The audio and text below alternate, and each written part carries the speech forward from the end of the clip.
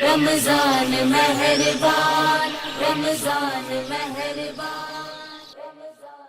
بسم اللہ الرحمن الرحیم۔ السلام علیکم ناظرین۔ آج اس مختصر سے کلپ کے اندر، اس مختصر سی ویڈیو کے اندر میں آپ سے ایک بہت امپورٹنٹ بات کرنے لگا ہوں، اور وہ یہ ہے کہ آپ تصور کریں کسی مشین کا، کہ ایک مشین ہے، تو اب اس مشین میں مختلف پرزے ہوں گے۔ مشین مختلف پرزوں سے بنتی ہے، تو ہر پرزہ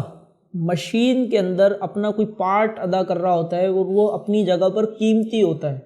کہ اگر اس پرزے کو نکال دیا جائے، اس پارٹ کو نکال دیا جائے، تو پھر وہ مشین ناکارہ ہو جاتی ہے۔ تو پرزہ چھوٹا ہو بڑا ہو، مختلف طرح کے ہوتے ہیں، تو ہر پرزہ چھوٹا ہو بڑا ہو تو اس کی اہمیت ہے کہ ایک پرزہ بھی اگر کم کر دیں تو مشین کی کارکردگی میں فرق آ جائے گا، یا پھر ممکن ہے وہ مشین چلنا ہی چھوڑ دے۔ اس مثال سے سمجھیں کہ ہر چیز کی اپنی جگہ اہمیت ہے، ہر فرد کی اپنی جگہ اہمیت ہے۔ بعض لوگ کیا کرتے ہیں کہ وہ کہتے ہیں کہ بھائی امپورٹنٹ میں ہی ہوں، باقی سب بیکار ہیں۔ تو ایسا نہیں ہے۔ میں مسلکی تناظر کے اندر، یعنی دینی تناظر کے اندر بات کروں تو آپ یوں سمجھیں کہ جتنے بھی شعبہ جات ہیں نا دین کی خدمت کے، چاہے وہ تدریس ہے، چاہے وہ تقریر ہے، چاہے وہ تحریر کا شعبہ ہے، تو ہر شعبے کی اپنی جگہ اہمیت ہے۔ ہمارے ہاں ہوتا کیا ہے کہ ہم جس شعبے سے وابستہ ہوتے ہیں اس کی تو بڑے فضائل بیان کرتے ہیں، اس کی اہمیت کا تو بڑا اعتراف کرتے ہیں، لوگوں کو اس کی طرف مائل کرتے ہیں، لوگوں کو اس کی اہمیت جو ہے وہ سمجھاتے ہیں، لوگوں کے دل اندر اس کی اہمیت اجاگر کرتے ہیں، اور دوسرے شعبے کے افراد کی نفی کرتے ہیں کہ بھائی جو ہے وہ میں ہی ہوں، میرا ہی شعبہ ہے، باقی دوسرا فرد جو ہے وہ ایسے ہی بیکار ہے، اس کی کوئی اتنی اہمیت تھوڑی ہے۔ مثلا فرض کریں جو مدرس ہے، تدریس ایک شعبہ ہے، تو مدرس صاحب یہ کہتے ہیں کہ بھائی تقریر کوئی شعبہ تھوڑی ہے، تقریر تو ایسے ہی ہے، تقریر کی کیا ضرورت ہے، تقریر کی کیا اہمیت ہے، تقریر کرنا کون سا کمال ہے۔ تو وہ تقریر کی اہمیت کا انکار کر دیتے ہیں۔ جو مقرر ہیں وہ مصنفین کی اہمیت کا انکار کر دیتے ہیں کہ بھائی تقریر ہی اصل ہے، سب کچھ تقریر ہے۔ کون کتابیں پڑھ رہا ہے، کون جو ہے وہ کتابوں کی طرف جا رہا ہے، ایک تقریر میں دیکھ کے کتنے آدمی کی اصلاح ہو جاتی ہے۔ تو مقرر صاحب جو ہیں، خطیب صاحب جو ہیں، وہ تصنیف والے کی اہمیت کا انکار کر دیتے ہیں۔ تصنیف والے سے پوچھیں، مصنف سے پوچھیں، محرر سے پوچھیں، تو وہ کہے گا کہ بھائی اصل کام تو تصنیف و تالیف کا کام ہے، کتابیں زندہ رہتی ہیں، تقریریں تو ہوا ہو جاتی ہیں، تقریر تو ختم ہو جاتی ہے۔ تو اصل تو یہ ہے کہ بس کتاب لکھتے رہو۔ سب مل کر ایک بہت بڑی مشین کا پرزہ ہیں، اس سے دین کے کام چل رہے ہیں۔ تو ہمیں چاہیے کہ ہم صرف اپنے شعبے کے فضائل بیان کرنے کے بجائے دوسروں کی اہمیت کو بھی تسلیم کریں، اپنے شعبے کے حوالے سے بیان کریں، لیکن کسی کی نفی نہ کریں، یہ نہ کہیں کہ بھئی دوسرے کے کام کی اہمیت نہیں ہے۔ اچھا، یہاں پر ایک بات میرے ذہن میں آئی اور میں عرض کرتا چلوں کہ جو شخص جس کمال سے محروم ہوتا ہے نا،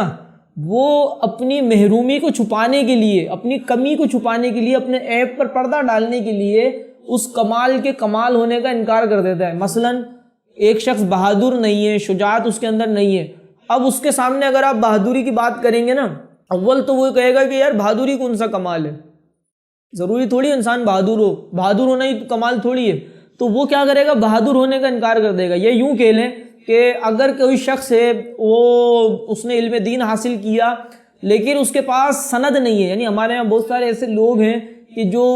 علماء کہلاتے ہیں اور جو ہے ممبروں پر بیٹھتے ہیں، کتابیں لکھتے ہیں، لیکن وہ یا تو عالم نہیں ہوتے یا عالم ہوتے ہیں ان کے پاس سند نہیں ہوتی۔ تو اگر آپ ان سے پوچھیں تو وہ سند کی اہمیت کا انکار کر دیتے ہیں کہ بھئی سند کی کیا ضرورت ہے، علم ہونا چاہیے، سند کی اہمیت کیا ہے۔ تو کیوں انکار کر دیتے ہیں؟ وہ جو شخص بہادر نہیں تھا، اس نے بہادری کے وصف سے، جو شخص بہادر نہیں تھا اس نے بہادری کی خوبی ہونے کا انکار کیوں کر دیا؟ تو اس لیے کر دیا کہ وہ خوبی اس کے پاس نہیں تھی، اس نے اپنا خامی چھپانے کے لیے، اپنی کمی چھپانے کے لیے اس کمال کے کمال ہونے کا انکار کر دیا۔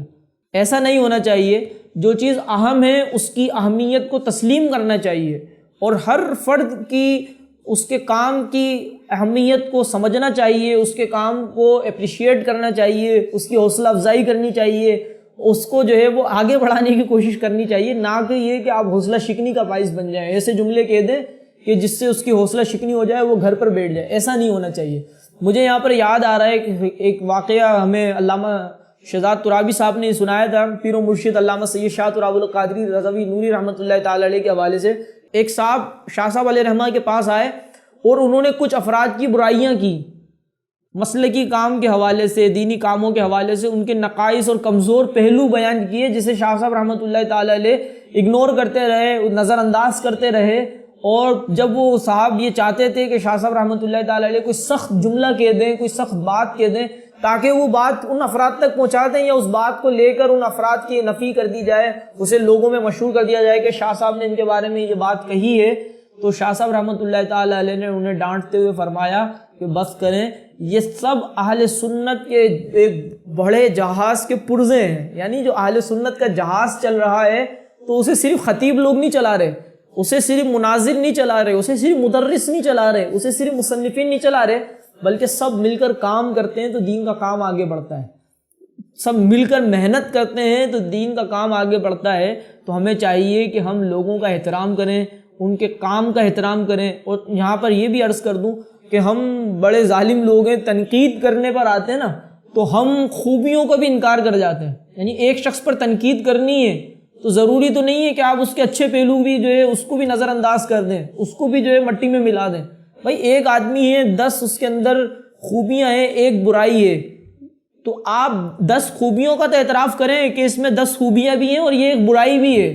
ہم کیا کرتے ہیں، برا پہلو اس کا پکڑ لیتے ہیں اور برائی کو ہی جو ہے وہ لے کر اس کا ڈھول پیٹنا شروع کر دیتے ہیں کہ بھائی اس میں یہ برائی ہے، اس میں یہ برائی ہے، اس میں یہ برائی ہے۔ تو 10 خوبیوں کا آپ نے کیا کیا؟ 10 خوبیوں پہ تو آپ نے پانی پھیر دیا۔ تو جب بھی کسی شخص کے بارے میں بات کریں، انصاف کا دامن ہاتھ سے نہ چھوڑیں، اگر اس میں کچھ برائی ہے تو کچھ اچھائیاں بھی ہوں گی۔ جہاں آپ برائیوں پر تنقید کرتے ہیں وہاں اچھائیوں کی تعریف بھی کریں، اس کی اچھائیوں پر اس کی حوصلہ افزائی بھی کریں، اس کی اچھائیوں کو اس کا اعتراف بھی کریں کہ ہاں آپ کے اندر یہ خوبی بھی ہے، کمال بھی ہے۔ تو ہم لوگ یہ بھی ظلم کرتے ہیں کہ جب کسی کو میں عوامی انداز میں کہوں لپیٹنے پر آتے ہیں، جو ہے کسی کو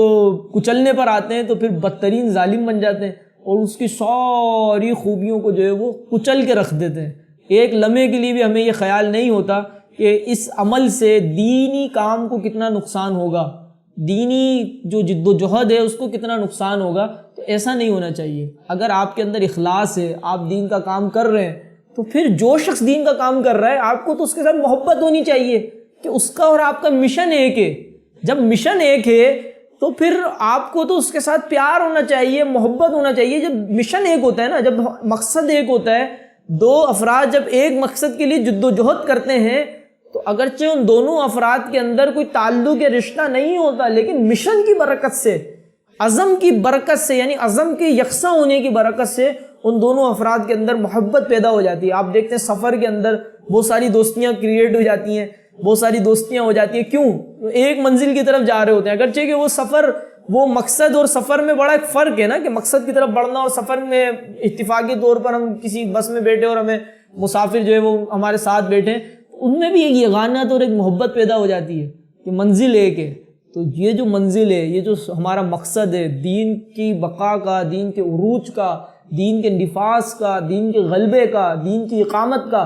تو جو اس مشن میں کام کر رہے ہیں تو ہمیں تو ان سے محبت ہونی چاہیے اگر اخلاص ہے تو، ورنہ تو پھر یہ تو کاروباری والا معاملہ ہو جائے گا کہ بھائی فلاں کی دکان زیادہ چل رہی ہے، میری کم چل رہی ہے، اس کے لوگ زیادہ ہاتھ چوم رہے ہیں، میرے کم چوم رہے ہیں، اس کی کتاب زیادہ پڑھی جا رہی ہے، میری کم پڑھی جا رہی ہے، اس کی تقریر زیادہ سنی جا رہی ہے، میری کم سنی جا رہی ہے۔ اگر ایسا ہے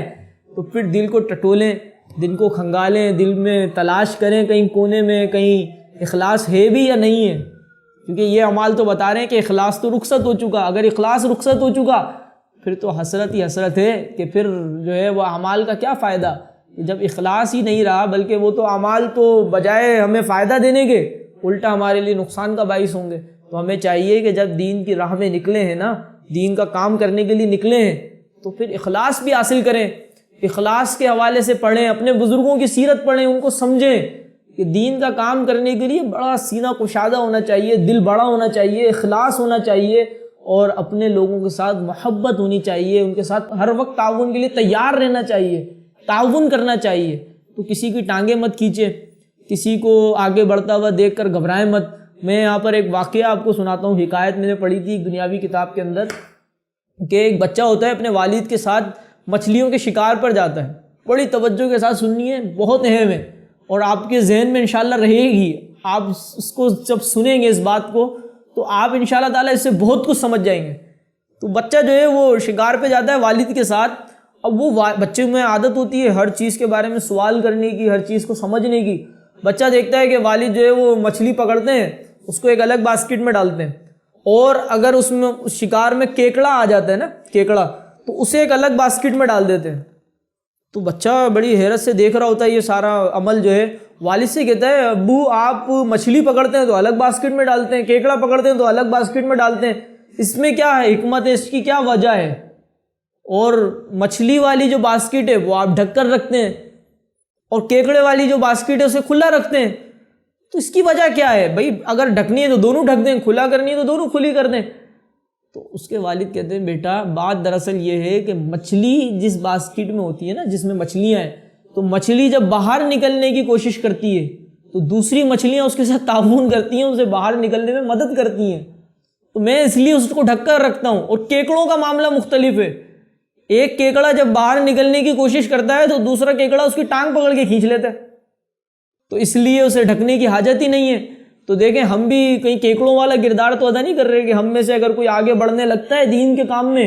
ہم اس کی ٹانگ پکڑ کے کھینچ لیتے ہیں.